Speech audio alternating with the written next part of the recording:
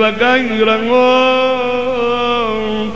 فأزبد على عداوته و اکبد على منابذته حتی قتل الناکسین والقاسطین والمارقین ولما قضى نحبا و قتله اشقى الاخرین یتبع اشقى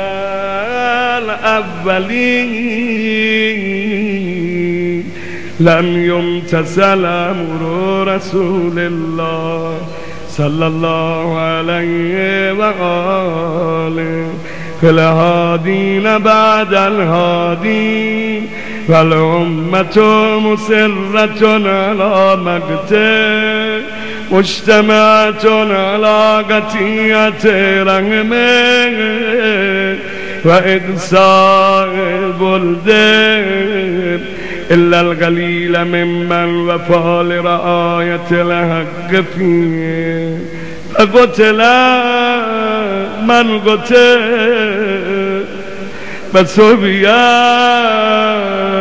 من سبي فقتل حسين وسبي يا زينب و اقسی من اقسی و جرى القضاء لهم بما يرجى له حسن المثوبة إذ كانت الأرض لله يورثها من يشاء من عباده والعاقبة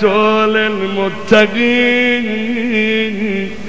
فسبحان ربنا إن كان وعد ربنا لمفعولا ولن يخلف الله بعدا وهو العزيز الحكيم فعلى العتائب من أهل بيت محمد وعلي صلى الله عليهما وآلهما فليبكي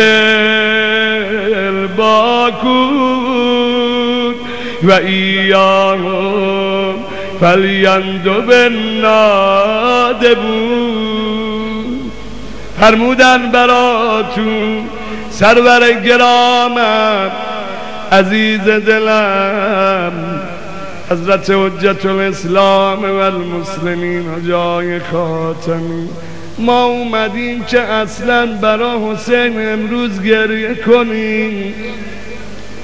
اگه اونایی که متوجه نیستن لذت این گریه رو نچشیدن، اونا از این وادی دورن.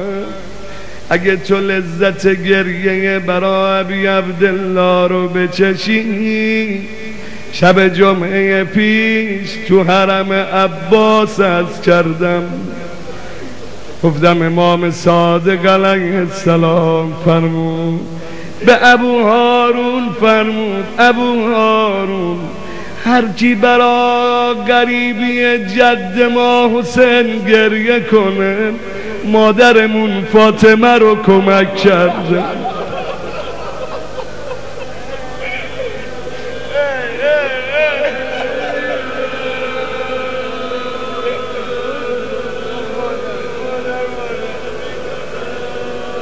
دنباله روایت آقا فرمود انقدر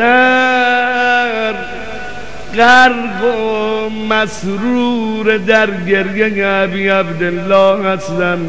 آره والله این گریه خودش با همه شادیان نمیشه عوضش کرد. فرمود روز قیامت جلو درب بهش میشینن گریه کنای حسین، هرچی دعوتشون میکنن بیاید بهشت و برا شما آذین کردیم، اصلا توجهی نمیکنن. اونجا هم جلو در بهش میشینن میگن حسین حسین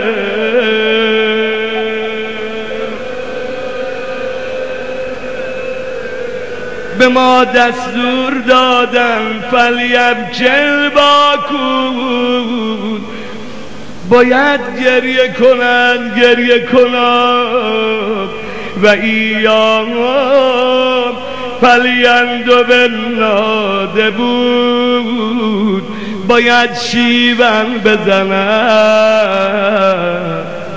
شاید بعضیا از گریه کردن شما ناراحت بشن، شاید بعضیا آزرده بشن، اما معرفت به این دار و ندارن. دستور اینجاست باید شیون بزنی، باید دنبال اربابت بگردی، بگو آقا جانم امام زمان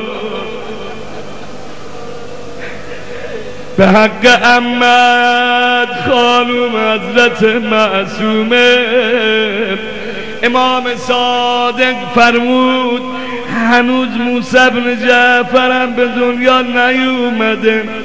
آقا فرمود خدا یه روزی از پسرم موسی دختری متولد میکنه هم نام مادر ما فاطمه. تمام شیعیان ما باید به شفاعت اون خانوم وارد بهش بشن. امروز دامن این بیبی رو بگی، بگو یا فاطمه اشفعیلی فی الجنه ولمثل فلتذرف الدموع ولیصرخ الصارخون و یزجان زاجون و یجل عجون باید فریاد بزنی این الحسن این الحسین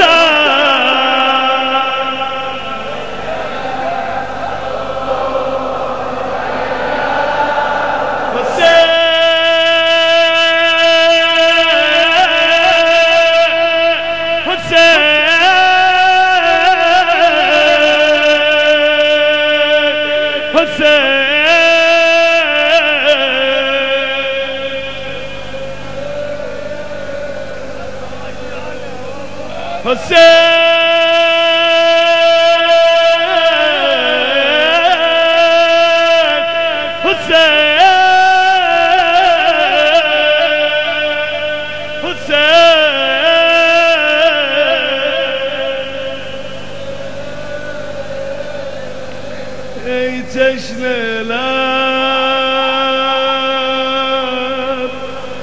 حسین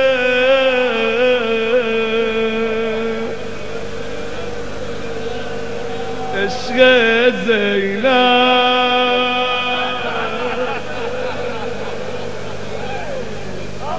ای تشنه